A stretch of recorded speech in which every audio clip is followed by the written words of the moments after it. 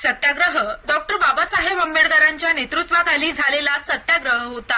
हा सत्याग्रह 2 मार्च इसवी सन 1930 रोजी महाराष्ट्राच्या नाशिक शहरातील काळाराम मंदिरामध्ये झाला होता। या सत्याग्रहात अस्पृश्यांना मंदिरात प्रवेश देण्याची मागणी करण्यात आली होती। काळाराम मंदिर सत्याग्रहाबद्दलची माहिती। हा सत्याग्रह स्वधर्मात देवदर्शनासाठी झालेल्या जगातील पहिला आणि शेवटचा एकमेव सत्याग्रह होता। या सत्याग्रहात सवर्ण आणि सत्याग्रही अस्पृश्यांमध्ये समझोता झाला होता।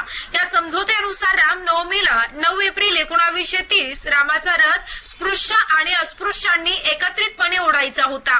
आंबेडकरांचा मंदिर प्रवेश आंदोलनाद्वारे सामाजिक समता, धार्मिक अधिकार, दलितांचं सशक्तीकरण, जातीय भेदभावाविरुद्ध जागृती आणि संघटन, कायदेशीर सुधारणा साध्य करायच्या होत्या। हे मंदिर भगवान रामाच्या काली मूर्तीच्या नावानं ओळखलं जातं। हे मंदिर महाराष्ट्राच्या नाशिक शहरात